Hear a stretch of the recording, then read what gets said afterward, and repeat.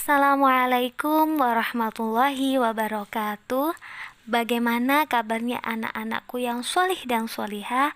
Kali ini kita akan belajar bab tentang kepemimpinan sahabat Rasulullah Shallallahu Alaihi Wasallam. Sebelum kita mulai ke materi, mari kita berdoa bersama-sama.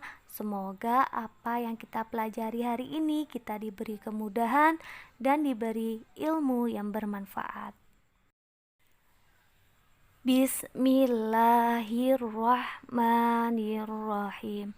Rabbi zidni ilma warzuqni fahma.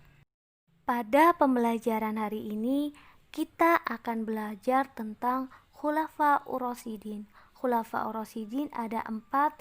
Yang pertama yaitu Abu Bakar, yang kedua Umar bin Khattab, yang ketiga Utsman bin Affan, dan yang keempat Ali bin Abi Thalib.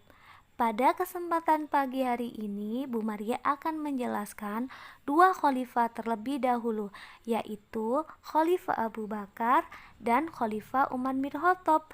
Untuk minggu depan atau materi untuk selanjutnya, Bu Maria akan menjelaskan tentang materi Khalifah Utsman dan Ali bin Abi Thalib. Pertama, Khalifah Abu Bakar As-Siddiq.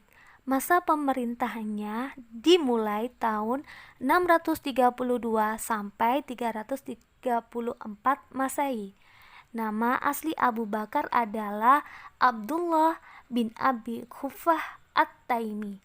Ayahnya bernama Abu Khufah, ibunya bernama Ummu Khair bin Sakhr dari suku Taimi. Abu Bakar As-Siddiq adalah orang laki-laki pertama yang masuk Islam. Abu Bakar diberi gelar As-Siddiq yang artinya orang yang selalu membenarkan perkataan Nabi. Salah satunya ketika waktu Isra Mi'raj. Dari semua sahabat yang masuk Islam, yang pertama membenarkan adanya Isra Mi'raj adalah Abu Bakar As-Siddiq. Dari situlah Rasulullah memberi gelar As-Siddiq kepada Abu Bakar. Abu Bakar ini memiliki sifat yang rendah hati, dermawan, dan suka menolong. Abu Bakar terpilih menjadi khalifah atas dasar musyawarah karena sepeninggal Nabi harus ada yang memimpin umat Islam. Dari situlah kaum Muhajirin dan kaum Ansor itu bermusyawarah, akhirnya menetapkan Abu Bakar menjadi pengganti Nabi, tapi sebagai khalifah, bukan sebagai nabi, karena kita tahu bahwasanya nabi terakhir adalah Nabi Muhammad Shallallahu Alaihi Wasallam. Rintangan pada masa pemerintahan Abu Bakar As-Siddiq. Yang pertama, munculnya nabi palsu, di antaranya pertama Musailamah Al-Kadzab, yang kedua Sulaiha binti Khuwailid, dan yang ketiga Sajjad Taimiyah. Yang kedua yaitu banyaknya orang yang membangkang dalam membayar pajak. Dan yang ketiga, munculnya kelompok orang-orang yang murtad. Apa sih murtad itu? Murtad adalah orang yang keluar dari agama Islam. Sepeninggal Nabi, banyak orang-orang yang lemah imannya kembali ke zaman jahiliyah atau kembali menyembah berhala. Jadi itu adalah rintangan Khalifah Abu Bakar As-Siddiq. Selain ada rintangan, Khalifah Abu Bakar juga memiliki keberhasilan dalam pemerintahannya. Pertama, mendirikan Baitul Mal. Apa sih Baitul Mal itu? Baitul Mal adalah lembaga yang bertugas menangani segala harta umat Islam. Kedua, yaitu mengumpulkan mushaf Al-Quran. Mengapa di sini dikumpulkan? Karena dulu orang-orang menulis mushaf Al-Quran itu ada yang di pelepah kurma, ada yang di tulang. Maka dari itu ketika pemerintahan Khalifah Abu Bakar As-Siddiq, mushaf-mushaf itu dikumpulkan untuk tujuannya dibukukan. Yang ketiga yaitu penetapan pembagian ghanimah. Ghanimah adalah harta hasil rampasan perang. Jadi ketika umat muslim perang, ketika menang ada harta yaitu dinamakan harta ghanimah. Pembagiannya itu sudah ditetapkan, tidak semuanya dibagi rata. Jadi ada yang diberi lebih banyak dan ada yang diberi lebih sedikit. Ditetapkan pada pemerintahan Abu Bakar As-Siddiq. Masa pemerintahan Abu Bakar. Abu Bakar memerintah selama 2 tahun 3 bulan. Beliau sering sakit-sakitan dan ketika beliau tidak dapat melaksanakan tugas sebagai khalifah, beliau menunjuk sahabatnya yaitu Umar bin Khattab. Beliau wafat pada tanggal 13 Jumadil Akhir atau tahun 13 Hijriah pada usia 63 tahun. Beliau dimakamkan di samping makam Rasulullah Shallallahu Alaihi Wasallam. Yang kedua yaitu pemerintahan Umar bin Khattab, dimulai tahun 634 sampai 644 Masehi. Nama asli Umar bin Khattab adalah Umar bin Abdul Uzza, lahir di Mekah. Ayahnya bernama Khattab bin Nufail, ibunya bernama Hantamah bin Hashim.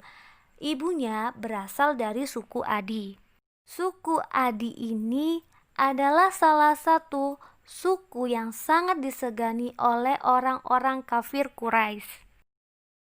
Sebelum masuk Islam, Umar adalah orang yang paling kuat menentang agama Islam. Umar masuk Islam ketika mendengar adiknya melantunkan ayat Al-Quran, tepatnya ketika adiknya membaca surat Toha.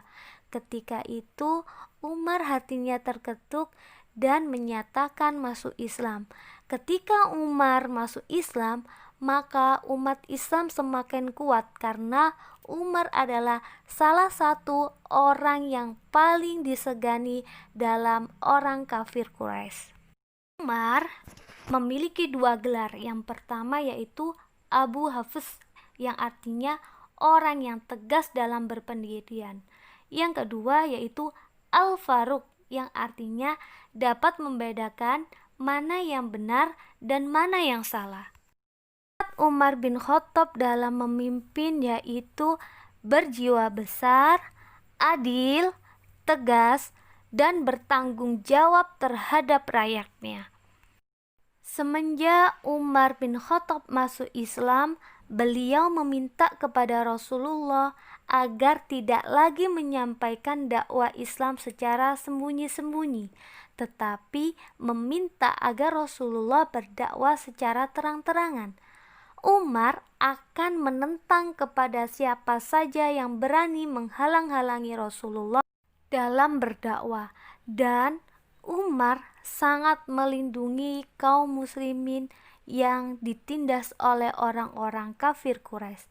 Masuknya Umar bin Khattab ini menambah kekuatan kaum muslimin untuk menyerang orang-orang kafir Quraisy. Masa pemerintahan Khalifah Umar bin Khattab. Jasa pemerintahan Umar adalah penetapan kalender Hijriah sebagai tahun baru Islam. Yang kedua, Umar memimpin 10 tahun. Umar meninggal karena ditikam oleh budak yang berasal dari Persia yang bernama Abu Lu'lu'ah, yang bertepatan ketika Umar melaksanakan sholat subuh. Umar bin Khattab meninggal pada usia 63 tahun, menjabat menjadi khalifah selama 10 tahun, dan beliau dimakamkan di samping makam Rasulullah dan sahabatnya Abu Bakar As-Siddiq. Alhamdulillahirabbil alamin, kita sudah menyelesaikan pembelajaran materi tentang Khalifah Abu Bakar As-Siddiq dan Umar bin Khattab. Untuk minggu depan atau materi selanjutnya, kita akan belajar tentang kepemimpinan Khalifah Utsman bin Affan dan Ali bin Abi Thalib. Untuk itu, sebelum kita akhiri, mari kita berdoa bersama-sama. Semoga apa yang kita pelajari hari ini kita diberi ilmu yang bermanfaat dan diberi pemahaman.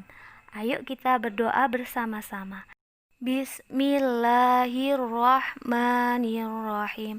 Allahumma inni astaudiuka ma'allamtani farzuduhu ilayya inda hajati ilaihi wala tansanihi ya rabbal alamin.